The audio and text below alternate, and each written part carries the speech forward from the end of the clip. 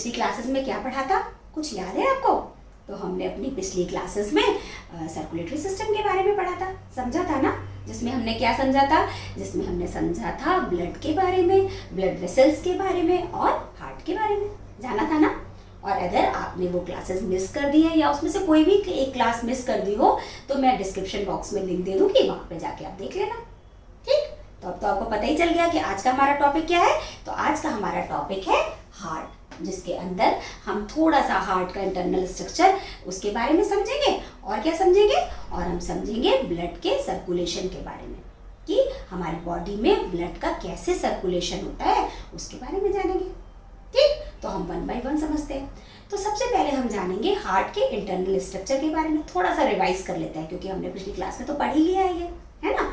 तो क्या होता था, क्या बताया था मैंने? जो हार्ट का इंटरनल स्ट्रक्चर है वो कैसा होता है? उसमें 4 चेंबर्स होते हैं, ये मैंने बताया था ना। 4 चेंबर्स होते हैं। वो कौन कौन से होते हैं? जो अपर 2 चेंबर्स होते हैं उन्हें हम क्या कहते हैं? उन्हें हम कहते हैं एट्रिया। और जो लोअर 2 चेंबर्स होते हैं उन्हें हम क्या कहते हैं? उन्हें हम कहते हैं वेंट्रिकल्स, है ना? ये बताया था। तो जो लेफ्ट साइड का एट्रिया, सॉरी जो राइट साइड का एट्रिया है उसे हम क्या कहेंगे? Right atrium. और जो लेफ्ट साइड का, ये लेफ्ट साइड का है, उसे हम क्या कहेंगे? Left atrium. इसी तरीके से जो राइट साइड का वेंट्रिकल है उसे राइट वेंट्रिकल कहेंगे और जो लेफ्ट साइड का है उसे लेफ्ट वेंट्रिकल कहेंगे। तो ये तो क्या हो गया? ये 4 चेंबर्स हो गए, है ना? Right atrium, left atrium, right ventricle, left ventricle. और ये जो एट्रियम और वेंट्रिकल्स हैं वो किस चीज से सेपरेट हुए थे? मैंने बताया था ना, वो थिक मसल से सेपरेट होते हैं, जिन्हें हम क्या कहते हैं? जिन्हें हम कहते हैं सेप्टम। एक ये थिक मसल है, इससे ये दोनों पार्ट सेपरेटेड है एक दूसरे से, और इसे हम क्या कहते हैं? इसे हम कहते हैं सेप्टम। तो ये सारी चीजें मैंने बहुत अच्छे से डिटेल में अपनी प्रीवियस क्लास में आपको बताई हुई है। ठीक, तो अब हम समझेंगे ब्लड का सर्कुलेशन कैसे होता है। तो इसको समझने से पहले हम सबसे पहले ये जानेंगे कि ये जो डीऑक्सीजनेटेड ब्लड और ऑक्सीजनेटेड ब्लड, इसके बारे में भी पता है ना हमें? क्या होता है डीऑक्सीजनेटेड ब्लड? डीऑक्सीजनेटेड ब्लड वो ब्लड होता है जिसमें कार्बन डाइऑक्साइड ज्यादा होती है। और ऑक्सीजनेटेड ब्लड कौन सा होता है? ऑक्सीजनेटेड ब्लड वो होता है जिसमें कि ऑक्सीजन ज्यादा होती है। ये सब भी हमने पढ़ा हुआ है। तो इसमें क्या होता है कि जो डीऑक्सीजनेटेड ब्लड होता है हमारी बॉडी का, ठीक, उसको क्या करता है हार्ट? उसको हार्ट जो है वो पंप करता है। कहाँ पे भेजता है उसे भेजता है लंग्स में। और लंग्स में क्यों भेजता है? क्यों? क्योंकि जो डीऑक्सीजनेटेड ब्लड के अंदर कार्बन डाइऑक्साइड होती है उसे लंग्स क्या करते हैं? उसको वापस बाहर एक्सहेल कर देते हैं, हम लोग वापस भेज देते हैं। लंग्स जो है वो कार्बन डाइऑक्साइड को बॉडी से बाहर निकाल देता है। इसे तो हम कहते हैं एक्सहेल करना, है ना? जो हम सांस लेते हैं और सांस छोड़ते हैं, तो जो हम सांस छोड़ते हैं मतलब जो हम एक्सहेल करते हैं वो क्या करते हैं? Carbon dioxide. और वो कहाँ से आती है? वो हमारे डीऑक्सीजनेटेड ब्लड से आती है। ठीक, तो एक काम तो हार्ट का ये हो गया कि उसने डीऑक्सीजनेटेड ब्लड को कहाँ पंप किया? लंग्स में। और लंग्स ने क्या किया? उसको बॉडी से बाहर निकाल दिया। अब लंग्स का और क्या काम है? तो जो हम ऑक्सीजन इनहेल करते हैं, हम क्या करते हैं? एक बार एक्सहेल करते हैं, एक बार इनहेल करते हैं। इनहेल करेंगे और एक्सहेल करेंगे, यही तो है रेस्पिरेशन में, यही तो होता है। तो उसमें क्या होता है? जब हम इनहेल करते हैं मतलब जब हम ऑक्सीजन लेते हैं तो वो कहाँ जाती है? वो लंग्स में जाती है। और लंग्स के थ्रू ब्लड वेसल से होते हुए वो कहाँ जाती है? वो वापस हार्ट में आती है। कौन सी क्या आता है हार्ट में? Oxygen rich blood. ठीक, क्योंकि लंग्स के बाहर क्या होती है? चारों तरफ, लंग के चारों तरफ ब्लड वेसल्स होती है और इसमें ऑक्सीजन आ जाती है। तो उन ब्लड वेसल्स में क्या आ गया? ऑक्सीजनेटेड ब्लड आ गया। कुछ बात समझ में आई, है ना? तो ये ऑक्सीजनेटेड ब्लड कहाँ जाता है? हार्ट में जाता है। हार्ट के कौन से साइड में जाता है? लेफ्ट साइड में। और कहाँ से आता है? वो आता है पल्मोनरी वेन से।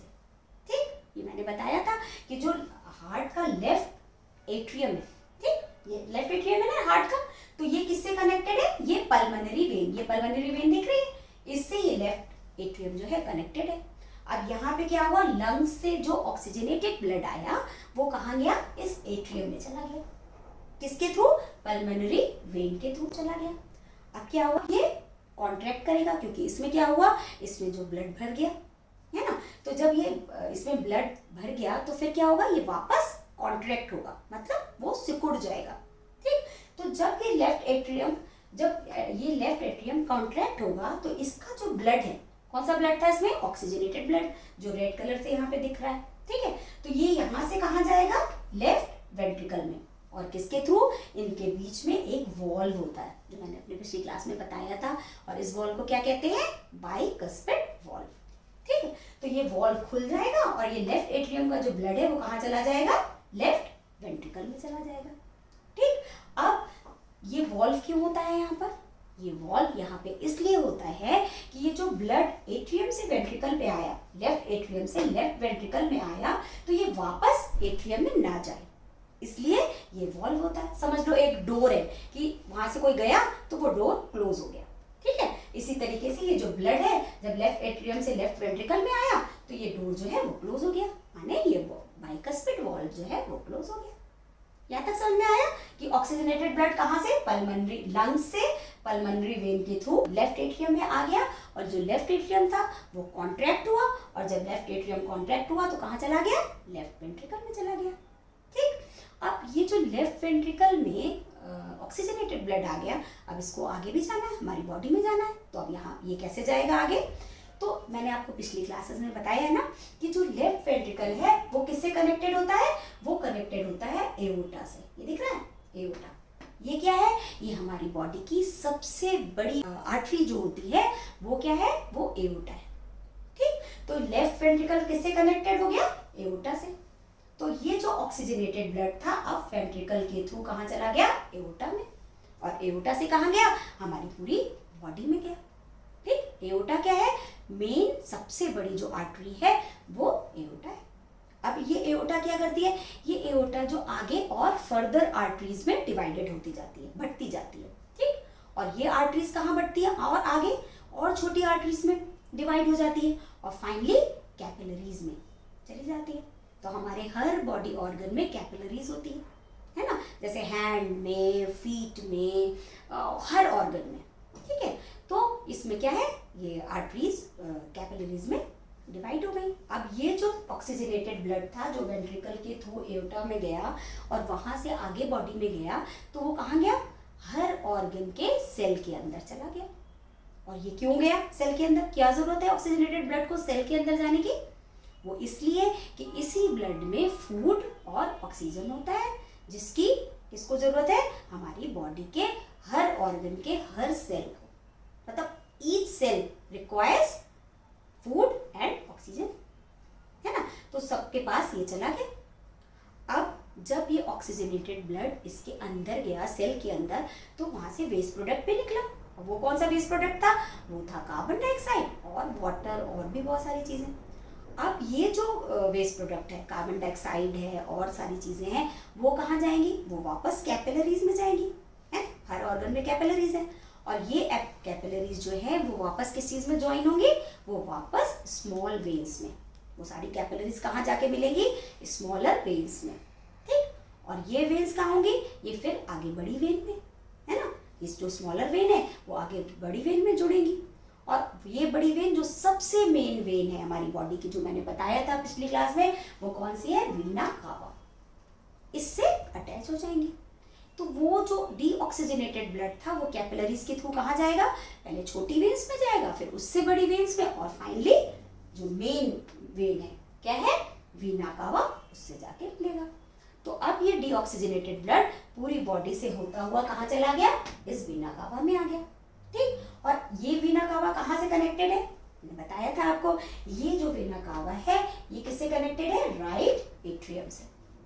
ठीक, तो अब ये जो डीऑक्सीजनेटेड ब्लड था, अब अगर आप इसमें देखो, है ना, ये यहाँ से डीऑक्सीजनेटेड ब्लड आ रहा है ना, ये एक आप एरो से आप समझ जाओ कि ये जो वीना कावा से कहाँ गया, राइट एट्रियम में। ठीक है, तो ये राइट एट्रियम में आ गया ब्लड। अब जब ब्लड राइट एट्रियम में आ गया तो वो वापस कॉन्ट्रैक्ट करेगा, है ना। तो राइट एट्रियम क्या हुआ, ये कॉन्ट्रैक्ट हुआ, तो इसके अंदर जो डीऑक्सीजनेटेड ब्लड था ये कहाँ चला गया, ये राइट वेंट्रिकल में चला गया। तो जैसे मैंने आपको बताया था कि लेफ्ट एट्रियम और लेफ्ट वेंट्रिकल के बीच में क्या होता है, एक वॉल्व होता है जिसे हम कहते हैं बाइकस्पिड वॉल्व। तो उसी तरीके से राइट एट्रियम और राइट वेंट्रिकल के बीच में भी एक वॉल्व होता है, जिसे हम क्या कहते हैं, जिसे हम कहते हैं ट्राइकस्पिड वॉल्व। और इस वॉल्व का काम क्या है, इस वॉल्व का काम यही है कि जो ये ब्लड है राइट एट्रियम से जो राइट वेंट्रिकल में आ रहा है वो वापस बैकफ्लो ना करे, मतलब वापस ना जाए। ठीक, तो एक बार जब ये कॉन्ट्रैक्ट होके इसमें आ गया ब्लड, तो ये वाला जो वॉल्व है ये बंद हो जाता है, जिससे कि ब्लड जो है वो वापस ना जाए। ठीक, तो यहाँ तक समझ में आ गया आपको कि कहाँ से डीऑक्सीजनेटेड ब्लड जाता है। डीऑक्सीजनेटेड ब्लड कैपिलरीज के थ्रू छोटी वेन्स में जाता है, उसके बाद उससे बड़ी वेन्स में, और फाइनली वेना कावा से होते हुए कहाँ जाता है, राइट एट्रियम से। और उसके बाद राइट एट्रियम जो होता है वो कॉन्ट्रैक्ट करता है, तो उससे जो डीऑक्सीजनेटेड ब्लड है वो कहाँ चला गया, राइट वेंट्रिकल में। ठीक है, अब ये राइट वेंट्रिकल कहाँ से कनेक्टेड होता है, किससे कनेक्टेड होता है, ये बताया था ना मैंने, कुछ याद है आपको। तो राइट वेंट्रिकल जो है वो कनेक्टेड होता है पल्मोनरी आर्टरी से। ठीक, तो राइट वेंट्रिकल किससे कनेक्टेड है, पल्मोनरी आर्टरी से। अब ये क्यों कनेक्टेड है, क्योंकि जो डीऑक्सीजनेटेड ब्लड होता है वो वेंट्रिकल, राइट वेंट्रिकल से कहाँ चला जाता है, पल्मोनरी आर्टरी में, और वहां से कहाँ जाता है, लंग्स में, है ना। लंग्स में तो जाना ही पड़ेगा, तभी तो लंग्स कार्बन डाइऑक्साइड उससे लेगा और उसको ऑक्सीजन दे देगा, है ना। तो अब समझ में आ गया आपको कि कैसे सर्कुलेशन होता है। थोड़ा सा ट्रिकी है, लेकिन अगर आप 2-4 बार इसको अच्छे से पढ़ोगे तो आपको समझ में आ जाएगा कि कैसे ब्लड सर्कुलेट होता है। ठीक, तो ये राइट वेंट्रिकल से ब्लड चला गया पल्मोनरी आर्टरी में और उस वहां से लंग्स में। ठीक, तो अब इसमें हमने क्या समझा, इसमें हमने ये समझा कि जो हार्ट है वो मसल से बना होता है, स्पेशल टाइप की मसल से, मैंने बताया था पिछली क्लास में। किस टाइप की मसल से बना हुआ है, उस मसल का क्या नाम है, उस मसल का नाम है कार्डियक मसल। ठीक है, और इस मसल का क्या स्पेशल फीचर है, कॉन्ट्रैक्ट कर रही है और रिलैक्स कर रही है ना। तभी तो एट्रियम कॉन्ट्रैक्ट करता है और फिर रिलैक्स करता है। इसी तरीके से वेंट्रिकल जो है वो कॉन्ट्रैक्ट करता है और रिलैक्स करता है, ये तो होता है, तभी तो ब्लड फ्लो करता है आगे, है ना। जैसे इसमें लेफ्ट एट्रियम था, ये कॉन्ट्रैक्ट किया, जब इसमें ब्लड भर गया तो ये कॉन्ट्रैक्ट किया और इसका ब्लड जो था वो लेफ्ट वेंट्रिकल में चला गया, हुआ था, यही हुआ था। इसी तरीके से राइट एट्रियम में जब कॉन्ट्रैक्ट करता है तो इसका ब्लड कहाँ चला जाता है, राइट वेंट्रिकल में चला जाता है, और फिर राइट वेंट्रिकल जब कॉन्ट्रैक्ट करता है तो इसका ब्लड कहाँ जाता है, पल्मोनरी आर्टरी, और उसके थ्रू लंग्स में चला जाता है। तो ये जो कॉन्ट्रैक्शन और रिलैक्सेशन होता है ना मसल का, तो एक बार कॉन्ट्रैक्ट की, एक बार रिलैक्स की, तो ये जो कॉन्ट्रैक्शन और रिलैक्सेशन होता है इसको हम क्या कहते हैं, इसको हम कहते हैं हार्ट बीट। हार्ट बीट तो सुना होगा ना सबने, कि कभी आप अपने लेफ्ट साइड पे हाथ रखो हार्ट के पास तो आपको आवाज आएगी, लब डब ऐसी आवाज आती है ना, तो वो क्या होती है, वो हार्ट बीट होती है। मतलब जब हार्ट एक पूरी साइकिल कॉन्ट्रैक्शन की और रिलैक्सेशन की पूरी कर लेता है तो उसे हम क्या कहते हैं, हार्ट बीट। मतलब एक कॉन्ट्रैक्शन और एक रिलैक्सेशन, उसको हम क्या कहेंगे, उसको हम कहेंगे हार्ट बीट। ठीक, तो ये जो हार्ट बीट होती है वो नॉर्मल एडल्ट में कितनी होती है, 72 से लेके 80 पर मिनट। मतलब कितनी बार हार्ट बीट होती है, 72 से लेके 80 पर मिनट, एक मिनट में 72 to 80 टाइम्स। ठीक, तो ये नॉर्मल हार्ट बीट है। लेकिन कभी आप बहुत दौड़ के आओ या बहुत एक्सरसाइज करो तो जब उसके बाद आप अपनी हार्ट बीट लोगे तो वो क्या हो जाएगी, वो 100 to 150 तक चली जाएगी, लेकिन थोड़ी देर बाद वो नॉर्मल हो जाएगी। तो जो नॉर्मल एडल्ट है उसकी हार्ट बीट क्या है, या आपको याद रखनी पड़ेगी, क्या होती है, 72 से 80 टाइम्स पर मिनट होती है। और ये हार्ट बीट क्या होती है, ये हार्ट बीट वो होती है कि जब हार्ट एक बार कॉन्ट्रैक्ट और रिलैक्स करेगा। ठीक, तो उसे हम क्या कहेंगे, हार्ट बीट कहेंगे। आगे बात समझ में। अब ये जो हार्ट बीट जब हार्ट, जैसे हमने ये बताया, मैंने ये बताया कि लेफ्ट वेंट्रिकल क्या करता है, कॉन्ट्रैक्ट करता है ना, कॉन्ट्रैक्ट करता है, तभी तो ब्लड क्या होता है, ब्लड फ्लो से कहाँ जाता है, एओर्टा में, बताया था मैंने, एओर्टा में जाता है ना, मेन आर्टरी में। तो जब बहुत तेजी से ब्लड जाता है, इसको क्या हुआ, जब लेफ्ट वेंट्रिकल ने जब इसको कॉन्ट्रैक्ट किया तो ब्लड क्या हुआ, बहुत फ्लो से, बहुत प्रेशर से कहाँ गया, एओर्टा में गया ना। तो जब ब्लड बहुत फ्लो से, बहुत प्रेशर से कहाँ जाता है, एओर्टा में जाता है, आर्टरीज में जाता है, तो जो आर्टरीज की वॉल होती है वो थोड़ी सी एक्सपैंड हो जाती है।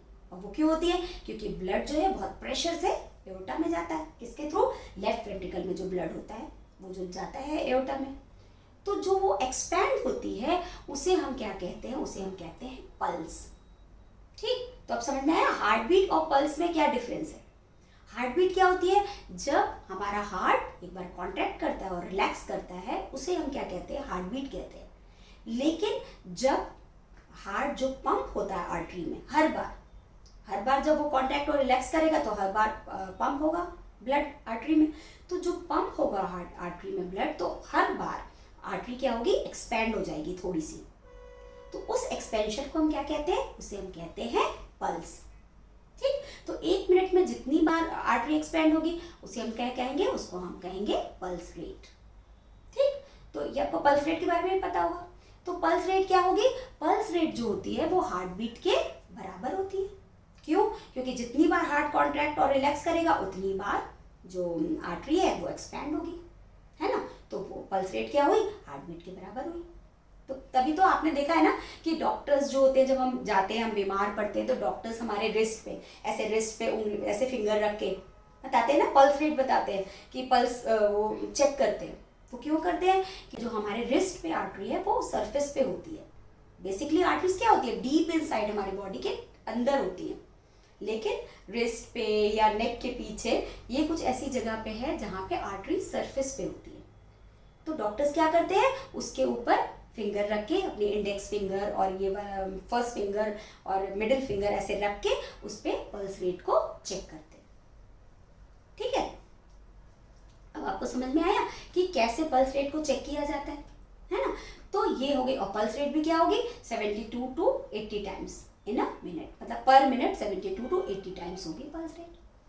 क्लियर, तो अभी आपको हार्ट बीट के बारे में पता चल गया, पल्स रेट के बारे में पता चल गया। यहाँ पर एक चीज और है, आप कभी डॉक्टर के पास गए हो तो आपने देखा है डॉक्टर के पास एक डिवाइस होती है जिससे वो क्या करते हैं, वो हमारे चेस्ट पे लगाते हैं और उससे हमारी हार्ट बीट सुनते हैं, सुना है ना।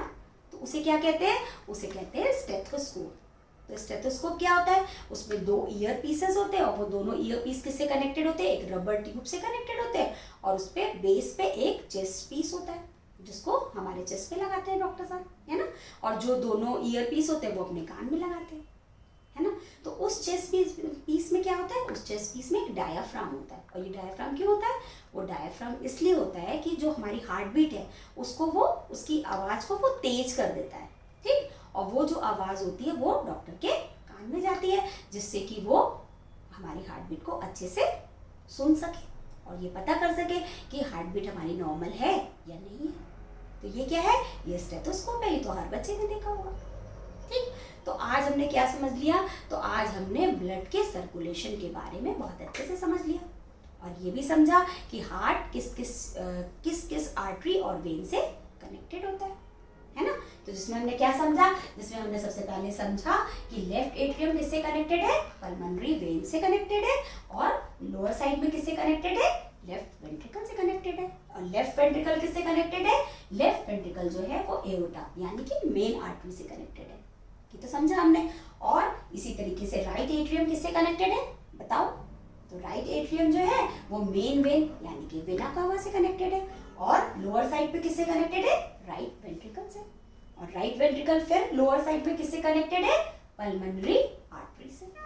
ठीक, क्यों, क्योंकि जो ब्लड है वो लंग से कहाँ जाता है, ऑक्सीजनेटेड ब्लड पल्मोनरी वेन से कहाँ जाता है, लेफ्ट एट्रियम में। और लेफ्ट एट्रियम जब कॉन्ट्रैक्ट करता है तो कहाँ आता है, लेफ्ट वेंट्रिकल में। और लेफ्ट वेंट्रिकल जब कॉन्ट्रैक्ट करता है तो ये ब्लड कहाँ चला जाता है, एओर्टा में।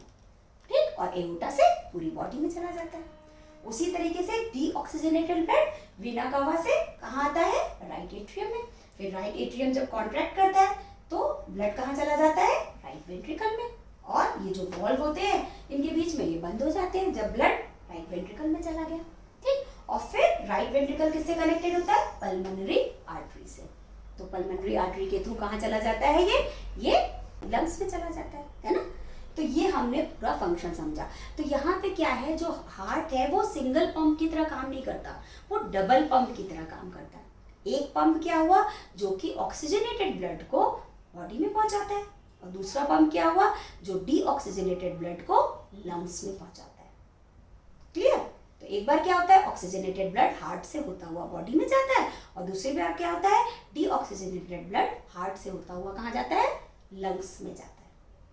ठीक, तो अब मुझे लगता है कि मैंने बहुत अच्छे से आपको ये टॉपिक समझा दिया है।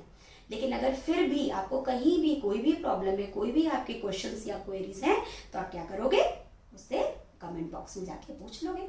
और अगर आप मेरे क्लास में नए हो तो आप मेरे चैनल को सब्सक्राइब करोगे, और क्या करोगे, आप बेल बटन को प्रेस कर दोगे, जिससे मेरे नोटिफिकेशन आपको सबसे पहले मिल जाए। और आपको क्या करना है, आपको ज़्यादा से ज़्यादा इस चैनल को और बच्चों को शेयर करना है, जिससे कि और बच्चे भी इसको देख सकें, है ना। तो मिलते हैं नेक्स्ट क्लास में एक नए टॉपिक के साथ। तब तक के लिए बाय।